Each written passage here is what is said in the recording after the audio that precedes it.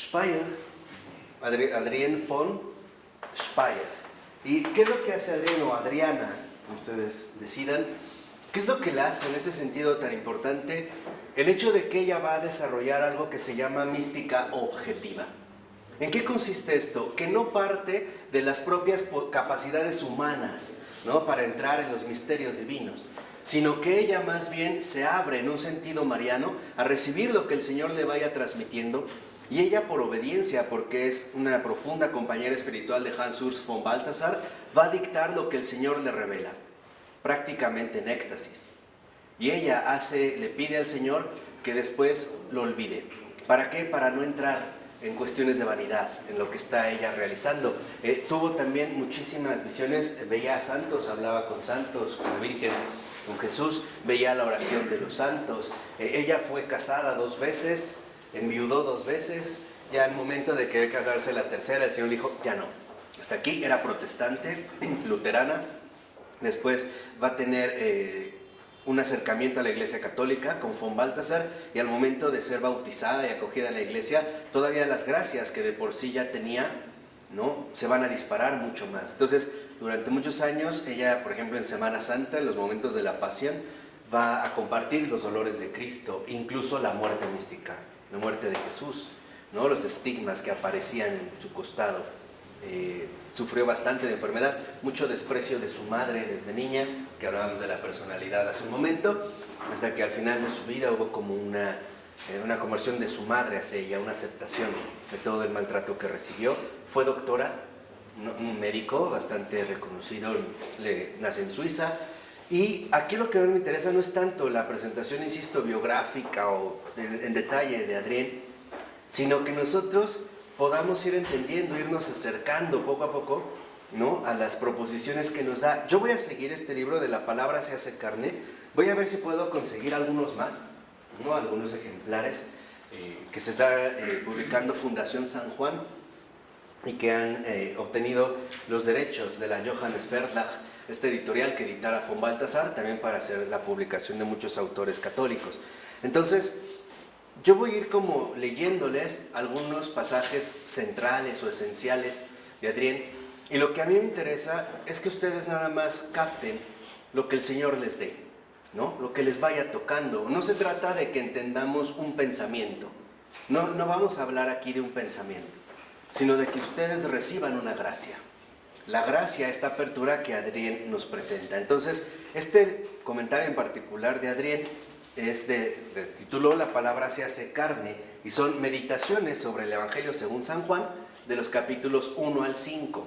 Entonces, a manera de introducción, para que vean nada más la presentación, ¿no?, en la que nos va llevando a nosotros Adrienne, dice: la esencia del apóstol Juan se deja atrapar en su máxima pureza, allí donde en él lo natural y lo sobrenatural se entrelazan en una unidad.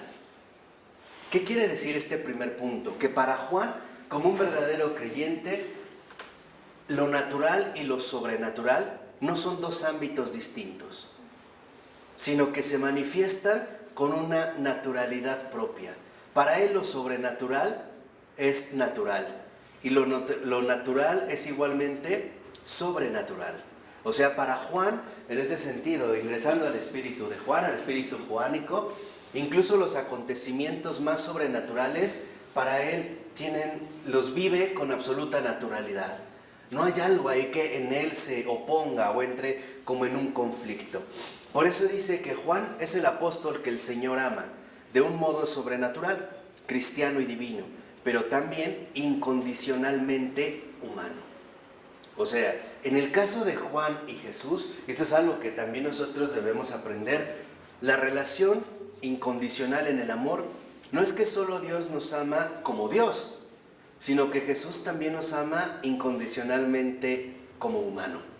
O sea, también manifiesta por nosotros este amor incondicional en términos humanos. ¿Y por qué lo quería tanto? Lo vamos a ir viendo aquí. Ahorita vamos a ir avanzando en este amor predilecto. Pero de hecho, lo que sí podemos avanzar es que, si ustedes ven con cuidado los evangelios de Juan, habla del apóstol muy amado. Nunca dice yo, sí, o Juan, dice el apóstol muy amado. Porque Juan, en este sentido, él está viviendo a lo que estamos llamados cada uno de nosotros. Por eso cuando Juan pone el apóstol muy amado, está hablando de cualquier discípulo de Jesús. O sea, a él le toca configurar el tipo, que es lo que vimos hace un momento. O sea, vivir esta experiencia para prácticamente abrirla a todos. Por eso cuando mencionas por qué lo ama mucho, dice Juan, experimenta al Hijo de Dios como su Señor y su amigo. Y esto es bien importante. Que nosotros aprendamos, y aquí está lo natural y lo sobrenatural, que en la relación con el Señor esté lo sobrenatural como Señor, como el Señor Dios, pero también con una naturalidad como el amigo incondicional. Que para nosotros, nuestro Señor también sea nuestro amigo, y que nuestro amigo sea también siempre nuestro Señor. Esto, por ejemplo, San Ignacio de Loyola, ¿cómo es que lo va a expresar? Hablando de la alabanza y la reverencia, ¿no? La alabanza es la cercanía del amigo, la reverencia es el reconocimiento de que mi amigo es Dios. O sea, pero en esta vinculación íntima. Por eso dice Adrián que tanto el Señor cuanto Juan se sirven del amor natural para iluminar el amor divino. Entonces, fíjense qué hermoso. En el caso de la relación entre Jesús y Juan, no comienza por algo fuera de lo común, sino que toma como base el amor natural. O sea, el amor que se da entre los hombres. No es como una relación extraña, rara, fuera de lo común. No, tanto Jesús como Juan parten del amor natural, el amor de cercano, el amor de amigos, el amor de confidentes, el amor de compañeros, para abrir las perspectivas del amor divino. O sea, para Juan es el trato con el Señor natural, el de todos los días, que lo ve caminando, lo ve predicando, lo ve comiendo, lo ve orando, lo ve durmiendo. Por eso Juan insiste, ¿no? Lo que vio y tocó, ¿no? Incluso tocó. Este amor natural comienza a abrirle estas perspectivas del amor sobrenatural. Por eso dice, incluso a partir de este amor natural que le sirve para iluminar el amor divino, también es para aclarar cuánto ama el Padre a los hombres en la creación y en el envío del Hijo, tanto que les enseña a amar por medio de su amor. Entonces, ¿qué es lo que hace en este caso Jesús con Juan? Muestra que es tal el amor de Dios por sus criaturas que Él mismo ahora les va a enseñar a amar. No le piden que lo amen, les va a enseñar a amar. Por eso ahora entendemos el sentido cuando el Señor les dice a sus discípulos que ámense los unos a los otros, como yo los he amado. O sea, en pocas palabras, como yo los he enseñado. Entonces, primer aspecto, necesitamos aprender a amar como Dios nos enseña, no como se nos da la gana. O sea, el amor también implica una enseñanza. Así como podríamos ver, como Felipe le dice a Jesús, Señor, enséñanos a orar. Nosotros también le podemos decir con Juan, por eso lo invitamos, los santos están vivos. Jesús, enséñame a amar. Enséñame a amar como tú amas. Entonces, el amor implica una enseñanza.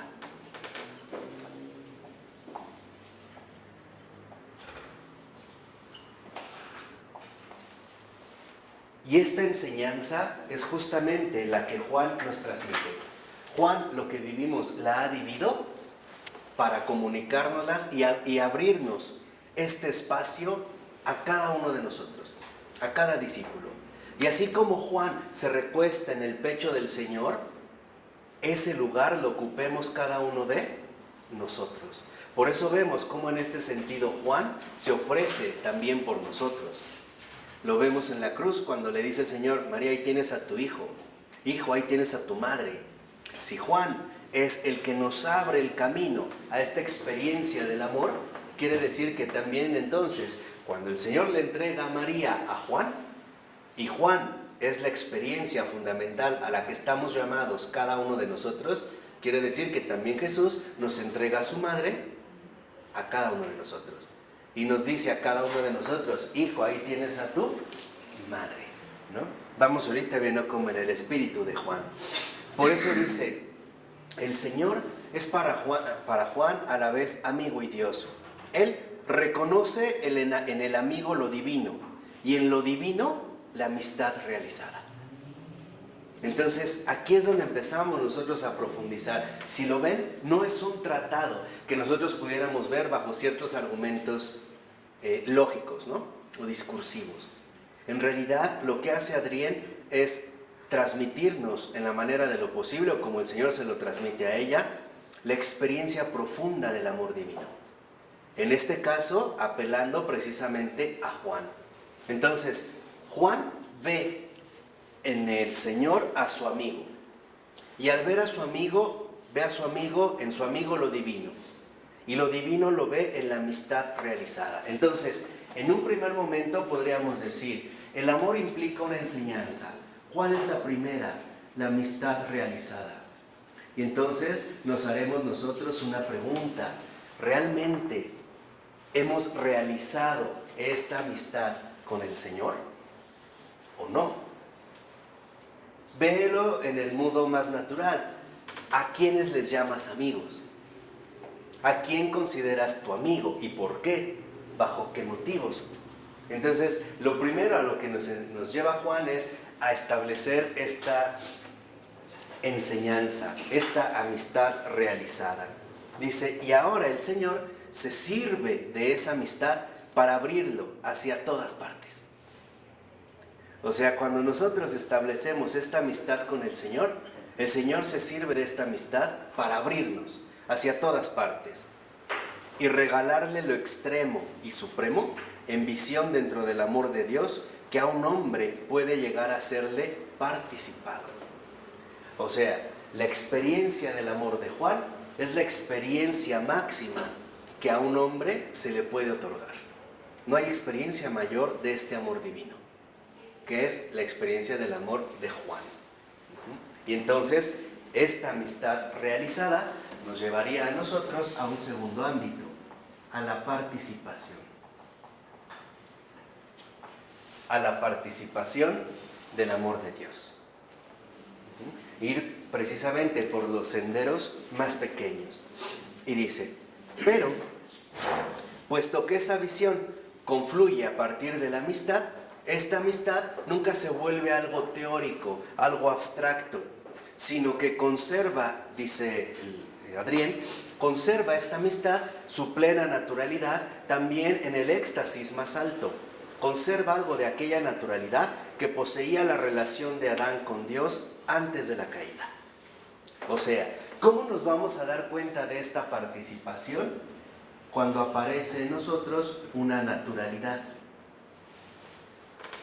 Por ejemplo, con la naturalidad con la cual nosotros podemos llegar a convivir con un verdadero amigo. Hay muchas cosas que ya con tus amigos no te dan pena, ¿no? Ya puedes superar estas barreras, ya puedes decir, bueno, estamos entre ¿qué? Entre amigos, en una confianza absoluta, en una por así decirlo, apertura profunda, vivirlo con naturalidad, sin esta extrañeza. Un ejemplo extraordinario lo tenemos en el Padre Pío. Una vez que él era un niño, prácticamente un niño, y vio a un religioso franciscano, empezó a hablar con él y él le regaló unas estampitas de santos y en unos venía la Virgen, ¿sí se ve? Entonces le empieza a ver y el Padre Pío le pregunta, ¿quiénes son? Y le dice, mira, ella es María, él es tal, es Jesús, no sé. Y le dice, sobre todo a María, ¿no? Le dice, ¿cómo sabes? Y le dice el Padre Pío, hablo con ella. Pero él lo decía con total, ¿qué? Naturalidad. Entonces, momento, aquí nosotros tenemos un criterio de discernimiento espiritual. ¿Cómo se puede discernir profundamente la amistad con el Señor?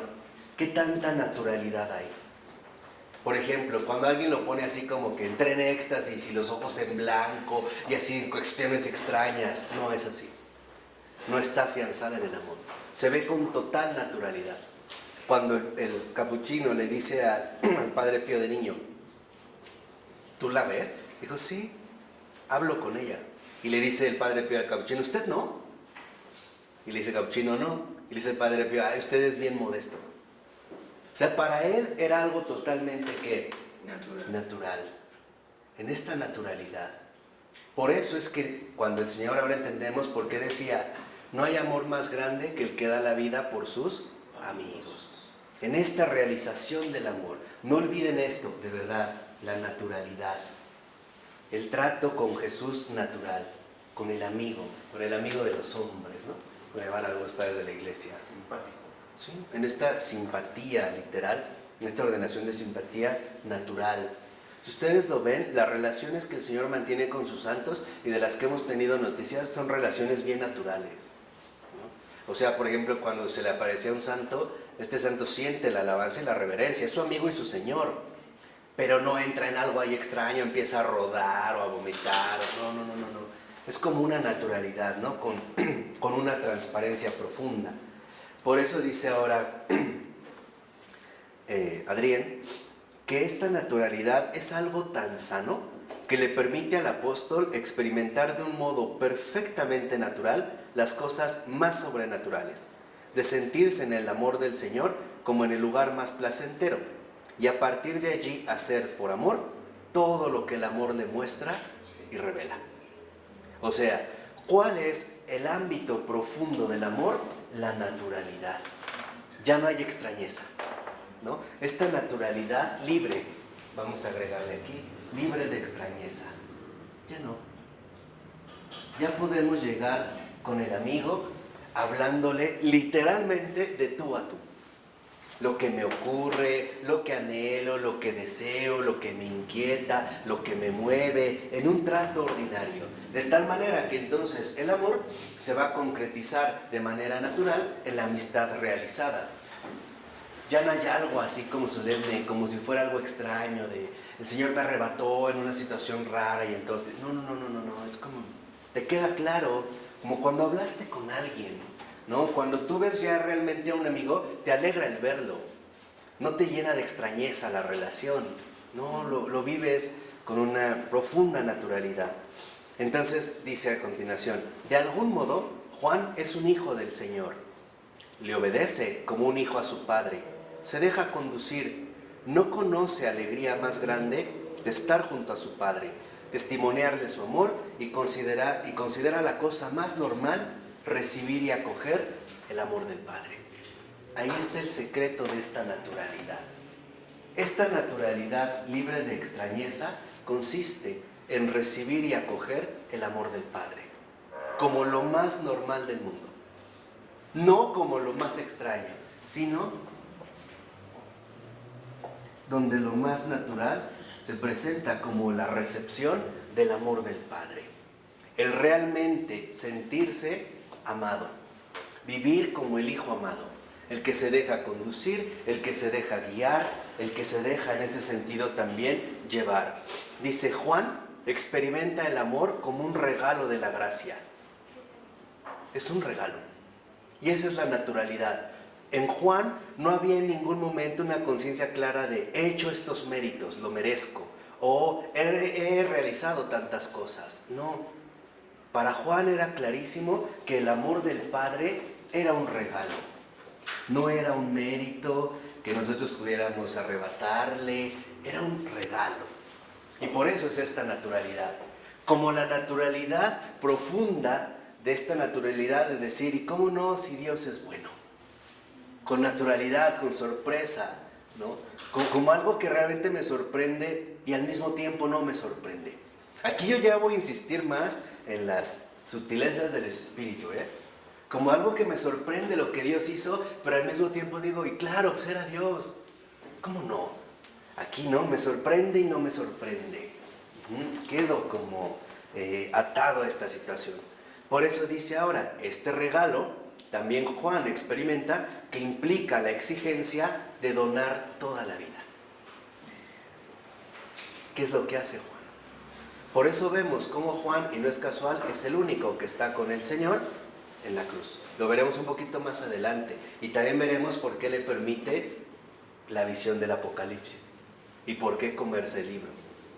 Vamos a entender en un momento cosas. Vamos poco a poco. Entonces, este regalo involucra una donación, la donación de toda la vida. O sea, ante este regalo, Es el amor del Padre, es un regalo tan grande, tan maravilloso, que lo único que tenemos a la mano para dar es la vida entera. No es algo forzado. Acuérdense, no se salgan de esta línea de la que, de la naturalidad, con normalidad. Quiere decir que en estos caminos, ante tal regalo, ante tal amistad realizada, ante el amor del Padre, este regalo de pura gracia, lo que experimenta Juan es decir, ahora Señor, ante esto, te dono toda mi vida, soy tuyo, te pertenezco, soy tuyo, o sea, no, te pertenezco, ¿no? Me has enamorado, ¿no? Me seduciste, Señor, diría el salmista, ¿no? Y me dejé vencer, ¿no? Antes viene como esta respuesta. Por eso dice, Él sigue al Señor, estará bajo la cruz, lo sobrevivirá y experimentará la visión del Apocalipsis. ¿Qué quiere decir? Que Juan sigue al Señor hasta el final. Solo Juan. Acuérdense, solo Juan. Y por supuesto María. Pero estamos hablando de los apóstoles. El único apóstol que está con Jesús hasta el final es Juan. Por eso Juan está al pie de la cruz. Porque esta donación de toda la vida es hasta el final. Incluso hasta el final. Porque el final no fue la cruz. El final, el sepulcro vacío, la resurrección. E incluso Juan, en este seguimiento profundo al Señor, por eso es que puede llegar con Jesús hasta el Apocalipsis. O sea, hasta la revelación de las últimas cosas. ¿Por qué solo Juan? Porque a Juan se le permite, se le da la gracia de seguir al Señor hasta el final. Un final que solo a Juan se le permite llegar en la visión del Apocalipsis, hasta el final. No solo en la cruz. Ese solo es un paso. ¿Se acuerdan? Y por eso lo menciona Adrián, pero es para ir avanzando. Cuando está discutiendo Santiago y Juan de que quién va a estar a su derecha, ¿no? Y que Jesús le dice a Juan, a los dos, ¿podrán beber del cáliz que yo beberé? En ese momento Jesús le dice a Juan, sí lo vas a beber. Y vas a acompañar conmigo de tal manera que entonces tú vas a llegar hasta el último, hasta el final, hasta el Apocalipsis. Y sin embargo, por otro lado, es el único de los apóstoles que no murió de martirio. Exactamente. Se le dio oportunidad de todo. De verdad era un amor mutuo muy grande. Exacto. Que le concede muchas cosas, pero por otro lado le pide otras terribles. Esa es la amistad con el Señor. Fue terriblemente perseguida y él tuvo que cuidarles, resguardarlos. Claro. Pero aquí es donde entra lo importante. Para Juan, lo que el Señor hace es lo más normal del mundo. Y tú lo acabas de decir ahorita muy bien, ya diste en el grano. Por eso les decía, teníamos que invitar a Juan, para que Juan nos enseñe. Juan es el acceso para nosotros, para cualquiera de nosotros, para poder también acompañar al Señor hasta el final. Acuérdense que en realidad el final del Apocalipsis no es el que tontamente se dice como la destrucción. El final del Apocalipsis es la Nueva Jerusalén, es el triunfo del Cordero, es la luz. Ese es el final. O sea, hasta la victoria total de Cristo. Ese es el Apocalipsis. No es ya el final del mundo como lo plantean, y la guerra y el Armagedón. No es eso. Ese no es el centro del Apocalipsis. Es el reino de Dios. Claro. Después de escatológico. Ese es el final. final. Eterna. O sea, el verdadero día del Señor. Es el Apocalipsis. Exactamente. Entonces, después del Apocalipsis todavía sigue habiendo vida. Va a ser como otra nueva palabra, ¿no? No hay después del Apocalipsis. No hay, exacto, no hay ya un después.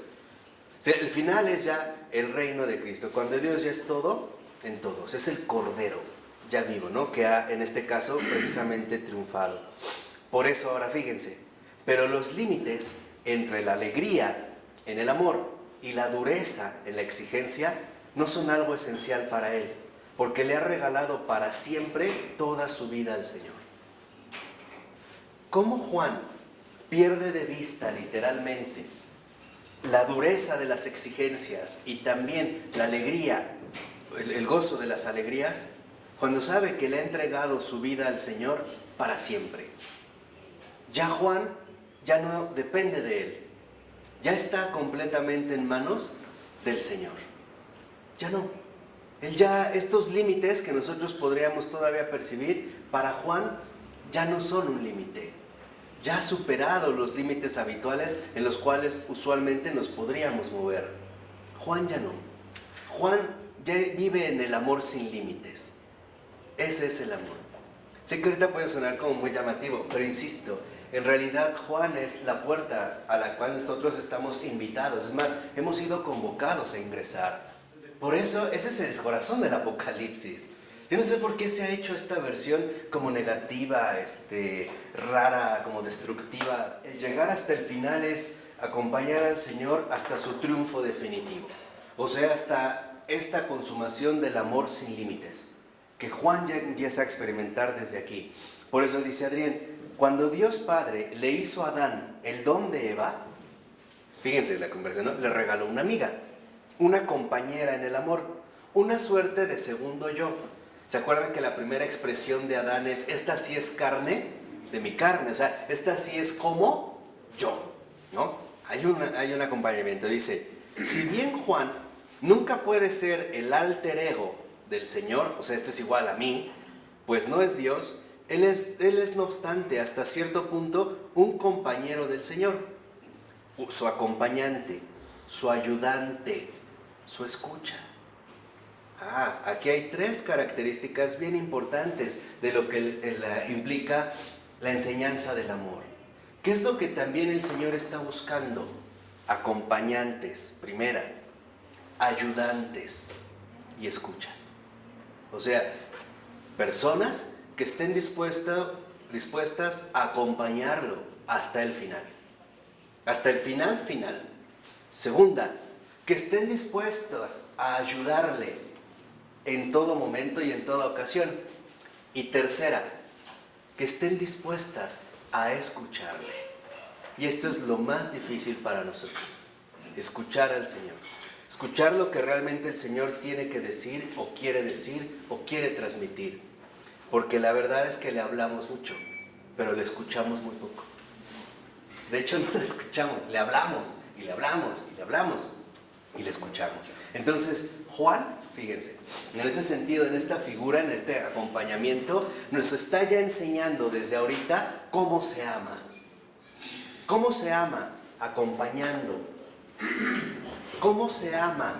Ayudando. ¿Cómo se ama? Escuchando. Si lo ven, Juan es el que está en la alegría de las bodas de Caná. Y también Juan es el que está en la crucifixión. Está también llorando, ¿no? Juan está también justo a la entrada de la resurrección. Y a Juan lo vemos también en esta visión tremenda del Apocalipsis. Tremenda otra vez, no por así, para que genere espanto y distracción. No, sino por el amor consumado del Cordero. Pleno, acabado. Ahí está. Entonces, Juan. Es acompañando, es ayudando. Y escuchando. Juan, y esto es algo esencial, Juan escucha al Señor. Juan le pone atención al Señor. Para Juan, todo lo que el Señor dice y hace es importante. Juan, literalmente, por eso, es un receptáculo de Jesús. Aquí es al revés. Juan sería como la Eva de Jesús. Se deja, ¿no?, fecundar por el Señor. Lo acompaña, lo ayuda, lo escucha. Dice, es algo así como una traducción viviente de sus pensamientos. O sea, lo que recibe de Jesús, Juan lo encarna. Juan lo vive. Todo lo que recibe de Jesús, Juan lo asume. Lo hace carne. Lo personifica. Lo digiere. ¿Sí? ¿Más o menos? Ajá. O sea, para Juan, nada de lo que el Señor ha dicho y hecho se ha perdido. Juan se ha dejado fecundar por la palabra hecha carne. De tal manera que entre Juan y el Señor ya hay una cercanía absoluta. Una cercanía total. Juan es también este recipiente siempre abierto, siempre dejándose literalmente acrecentar, más allá de las propias posibilidades de Juan. Entonces, no perdamos de vista que la enseñanza del amor, dijimos, implica también 3 aspectos muy esenciales: acompañar hasta el final, ayudar hasta el final y escuchar siempre y en todo momento. Escuchar siempre. Estas son para ir conociendo esta enseñanza del amor con Jesús. Por eso dice, en el amor por su discípulo, el Señor puede experimentar continuamente de qué manera un hombre puede encontrar, comprender, apropiarse, necesitar lo divino que existe en el Hijo encarnado para crecer en el amor. Esto es bellísimo. Les voy a repetir otra vez con calma esto, porque esto nos pone al descubierto el alma de Jesús, su alma humana. Ya vimos en el caso de Juan. Como también dijimos, el amor es incondicionalmente humano. Jesús, en su humildad divina, también ahora aprende de Juan la manera en la cual un hombre puede amar a Dios ya. Esa es la amistad realizada. No es de que el Señor diga de Juan no necesito nada. No, también con Juan, ahora aprende a través de Juan. El Señor a través de Juan, con Juan, puede experimentar continuamente de qué manera un hombre, cualquiera, puede encontrar, comprender, apropiarse, necesitar lo divino que existe en el Hijo encarnado para crecer en el amor. O sea, también con Juan, el propio Señor Jesús puede experimentar esta maravilla de que un hombre ame a su Creador. ¿De qué forma puede el hombre también amar a su Creador, comprender? Y dice aquí 2 palabras importantes: necesitar, apropiarse. Y esto a Jesús le alegra, porque está ahora, ¿no?, vinculándose profundamente con el amor de sus amores, su criatura. ¿Qué quiere decir? Que Jesús está vivo y también es verdadero hombre. También Jesús encuentra en Juan el gozo de saberse amado como Dios y como hombre. Esto es muy hermoso porque estamos viendo la realidad profunda del Señor a través de Juan. Si lo ven, son cosas muy hermosas. Aquí vemos al Jesús, al verbo caro del que hablaba Juan. Y el verbo se hizo carne. Y Jesús también aprendió cómo son sus criaturas como criaturas. Cómo son sus criaturas en carne humana. Lo vivió en carne ¿qué? En carne propia. Y de Juan, el propio Jesús aprendió algo extraordinario, que es lo que de hecho el Señor espera de cada uno de nosotros. El amor inmenso que un hombre le puede dirigir. 2, la necesidad profunda que le puede manifestar un humano. Y 3, el milagro del amor a través de la amistad realizada. Qué alegría para Jesús saberse amado de esta manera. La segunda, ¿cuál es, Marco? La primera era el amor inmenso. Ajá, el amor inmenso. Segunda, el reconocer la necesidad que alguien puede exhibir del Señor o hacia el Señor. Por eso aquí es lo que vemos en esta amistad. Jesús no es que no toma nada de Juan, también aprende de Juan. Aprende de Juan en esta relación humana. Se deja también llenar de esta amistad. Por eso dice, de ese modo Juan se transforma para el Señor en una especie de ensayo, de experimento, pero hecho totalmente en el amor. Juan es el molde para el tipo de amor que Jesús quiere recibir de cualquier hombre. Juan es el discípulo más amado, pero también Juan, o sea, lo que estamos llamados a hacer cualquiera de nosotros, es también el amor, el tipo de amor que más le agrada a Jesús. Ese es el amor que le gusta. El amor que dijimos, acompaña, ayuda y ¿qué? Escucha. Ese es el amor que le agrada a Jesús. Ese es el modo de amor que le agrada. Dice, si prescindimos de María, quizás nadie entienda humanamente la encarnación mejor que Juan, pues en él la naturalidad del amor es muy grande. Él también ama a Dios Padre, por el hecho de que en el Hijo le ha regalado un amigo. Fíjense, entonces, también nosotros en el amor del Padre significa recibir al Hijo como un ¿qué? Amigo. Decirle al Padre, gracias Padre, porque me regalaste un amigo.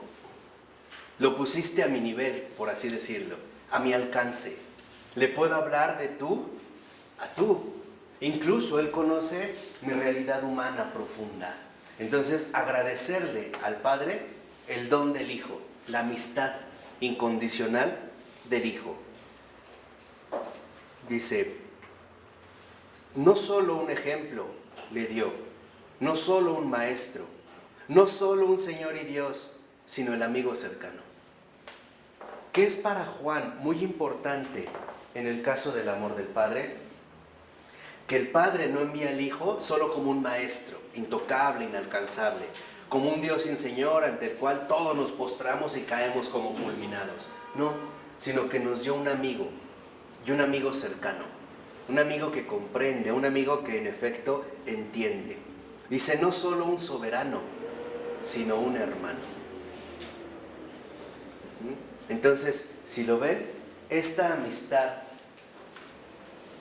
realizada también va a llegar al grado de la hermandad.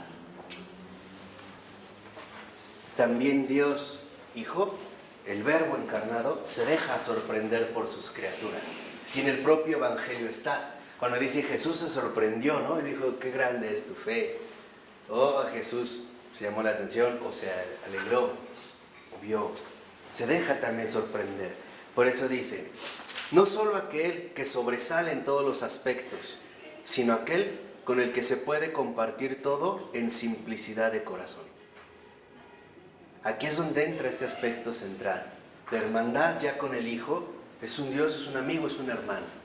Y entonces, en este acceso con Jesús, podemos nosotros entrar en una intimidad profunda con una simplicidad de corazón, sin falsos protocolos. ¿Quién de ustedes, por ejemplo, cuando le habla a Jesús, le dice su eminencia, excelentísimo, ¿no? Generalmente Señor Jesús, en una simplicidad habitual, ¿no? En una amistad.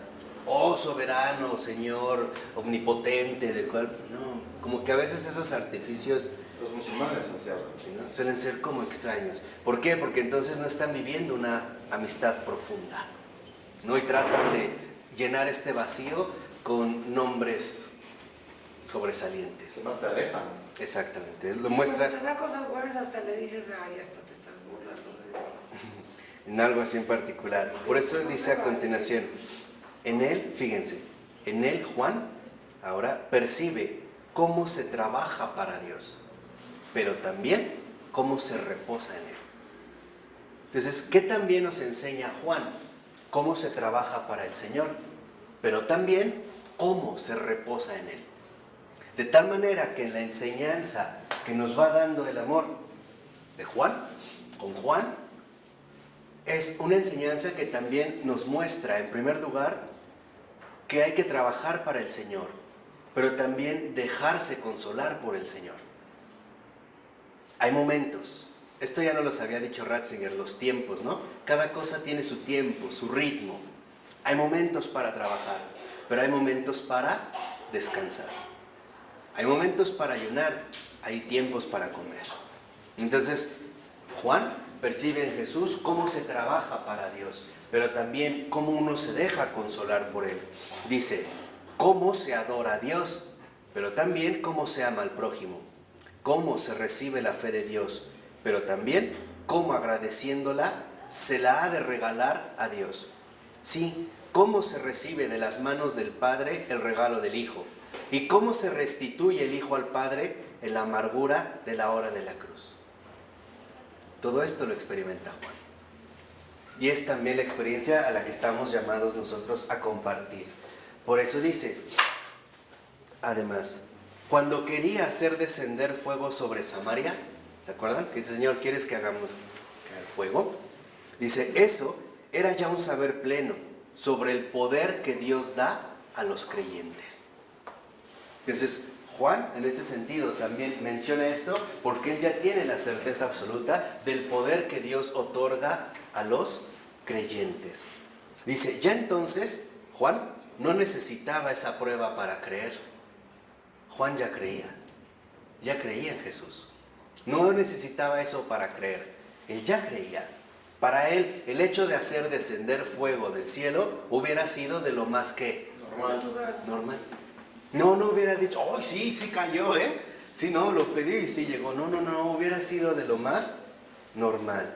Dice, pero la pregunta sobre el descenso del fuego, Juan puede hacerla de un modo del todo ingenuo, pues en el amor del Señor tiene la seguridad de que puede disponer del fuego. O sea, para Juan lo hace con una ingenuidad porque es tal la seguridad en el Señor que sabe precisamente que puede disponer de ello. Porque el Señor se lo ha ¿qué? Se lo ha dado. ¿Y cuál es la prueba fundamental de que a Juan, como a cualquier creyente, le da todo? Si le dio su amistad. ¿No? Prácticamente Jesús, ¿qué más? Le puede dar a Juan la posibilidad de hacer caer fuego. Pero no es más esencial la amistad del Señor. En este sentido, y Santa Faustina ahorita que la mencionaban, tenía mucha razón cuando decía que los milagros son adornos. ¿Son qué? Adornos. Decía, son adornos. Lo que en realidad importa es la amistad con Jesús. Eso es lo que santifica. Se hagan o no se hagan, ¿qué? Milagros. Los milagros yo también los veo como adornos, no me parecen centrales. De hecho, no me parecen tan... claro, pero no es lo que nos va a confirmar la amistad con Jesús. No es esto. Eso es como un regalo adicional. Claro, por ejemplo, les voy a poner el caso muy concreto de Adrián. Adrián en una ocasión, al ser médica, ve que un niño se muere. Entonces la mamá está destrozada. Y Adrián siente el ímpetu, como Juan. Adrián y Juan forman como una pareja espiritual muy honda, muy honda. De hecho, creo que Juan es el que le enseña a amar a Adrián, a Jesús. Pero al ver al niño muerto y a la mamá tan desconsolada, Adrián, y ella lo relata en una de sus autobiografías, ella relata que ella tenía la seguridad y sintió el deseo de interceder por el niño ante Dios. Y que de hecho, si intercedía, el niño, ¿qué hacía? Resucitado. Revivía. Y lo entendía, como Juan, como el fuego. Pero al mismo tiempo intuyó que el Señor le decía, mira, si tú me lo pides, lo voy a hacer, pero yo no quiero. Fíjense, aquí es donde entra esta dinámica de amistad. Qué fuerte. ¿Y qué hizo Adrián? Renunció. Sí, claro. Y Adrián dijo, hay un milagro más grande que hacer milagros, renunciar a hacerlos por el amor de Dios. Fíjense, estamos hablando ya en otra dimensión distinta. O sea, ya no solo se trata de hacer un milagro, sino incluso estar dispuesto a renunciar a hacerlo por el amor del Señor. Cuando el Señor lo pide, nos los puede dar. Ahí está la confianza, la intimidad, la amistad que el Señor nos ha dado a través de la oración. Pero, si el Señor lo pide, será otra cosa. Por eso cuando habla ahora del pasaje de su madre, ¿no? Cuando le pide que quién va a estar a la izquierda y a la derecha, menciona que el Señor se dirige a Juan y le dice a ellos, ¿pueden beber este cáliz? Y fíjense, dice, incluso en toda su santidad, Juan es solo un hombre. Por muy santo en toda la santidad de Juan, Juan sigue siendo un hombre. Y dice Adrián, Juan debe dejarse ampliar por el Señor. Juan sigue siendo un hombre. Necesita en este sentido dejarse, ¿no? Dejarse ampliar por el Señor. De tal forma que cuando el Señor les dice, ¿podrán beber este cáliz? Y le dice a Juan, ¿podrás beber este cáliz? El Señor le dice, sí, pero te voy a preparar. Incluso, ¿no? En su santidad Juan es solo un hombre, debe dejarse ampliar por el Señor. Su respuesta de Juan es franca. Juan responde, podemos. Fíjense, Jesús le dice, ¿podrán beber de este cáliz? Y Juan dice, podemos. Dice, en su boca, en la boca de Juan, eso no es presunción, es una respuesta del amor. Es como alguien que no se pone a mirarse a sí mismo, si va a poder o no va a poder. Su amor y su entrega es tan incondicional que él ya no ve límites. Es lo que les decía, es la primera preparación para el amor sin límites. Y dice, es lo usual asemejarse a él. Es lo natural, es lo normal. Entonces, aquí es donde entra uno de los grandes criterios para el discernimiento espiritual. ¿Cómo puedo darme cuenta si realmente mi vida espiritual viene, valga la redundancia, del buen espíritu? Si la vivo con total normalidad. Si para mí ya no es algo así como muy raro, extraño o sobresaliente, sino que en realidad me estoy, por así decirlo, aclimatando al amor. De hecho, se los voy a decir ya. La santidad comienza cuando para nosotros lo más natural del mundo es amar. En cualquier circunstancia, bajo cualquier condición. Cuando simple y sencillamente no veríamos otra opción que no sea amar. Es cuando para nosotros lo normal es el amor. Lo anormal es que no haya el amor. Cuando esto se alcanza, el amor a los enemigos es lo normal.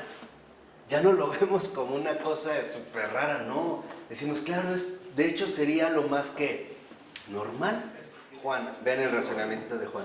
Se ha de hacer, para seguir al Señor, simplemente todo lo que Él hace, lo que exige y quiere, y de este modo no existe problema alguno. Así Juan deberá ir junto con Él, sin hacer preguntas. Ahí está el punto de lo que vemos. Juan, ¿podrán beber de este cáliz sin hacer preguntas?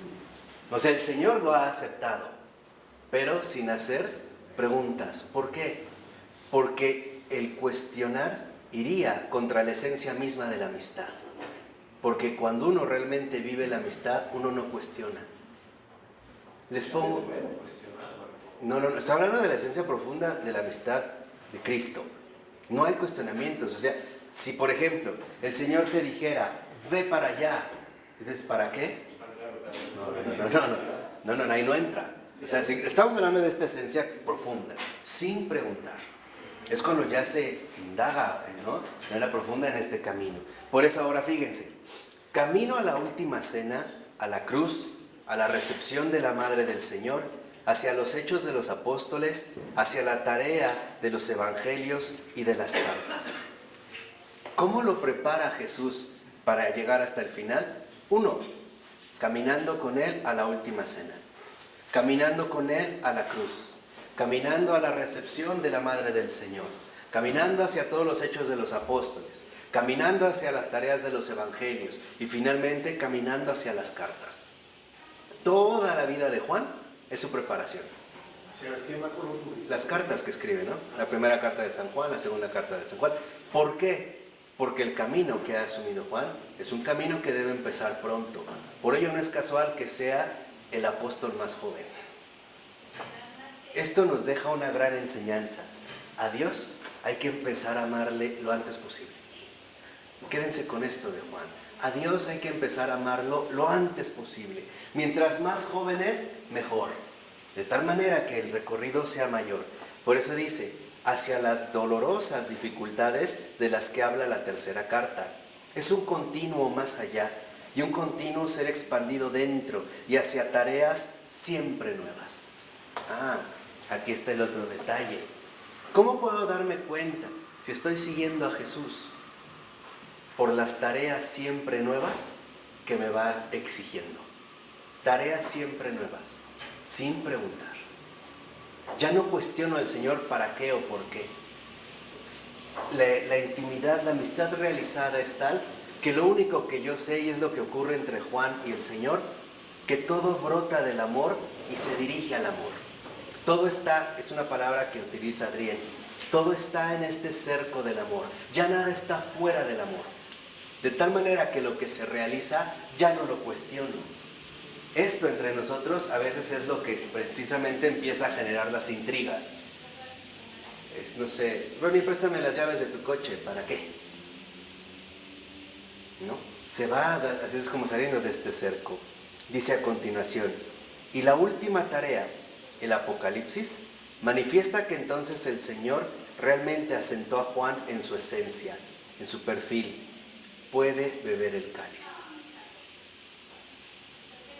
Ahí es cuando Juan finalmente está ¿qué? Preparado. Y ya era un anciano. Yo estaba lista. Hasta ahí. La palabra, que parecía una exageración, ha puesto al descubierto, sin que él lo sepa, lo que él es. Un ser humano y su ser eterno donado por el ser eterno del Señor. Tan ricamente donado que él hoy, ya como un hombre terrenal, puede soportar los misterios del cielo que el Señor le manifiesta. ¿Cuál es ahora el cáliz de Juan? Los misterios que el Señor le manifiesta, que le revela, que le transmite. Y lo puede porque el Señor lo necesita así, porque el Señor dispone de tal modo de él que puede hacerlo partícipe de los misterios del cielo aún en esa forma. Y esto Juan ha de saberlo por adelantado. Por sí mismo no tendría ningún acceso a ninguno de esos misterios. Los experimenta solo a partir de la gracia del amor del Señor.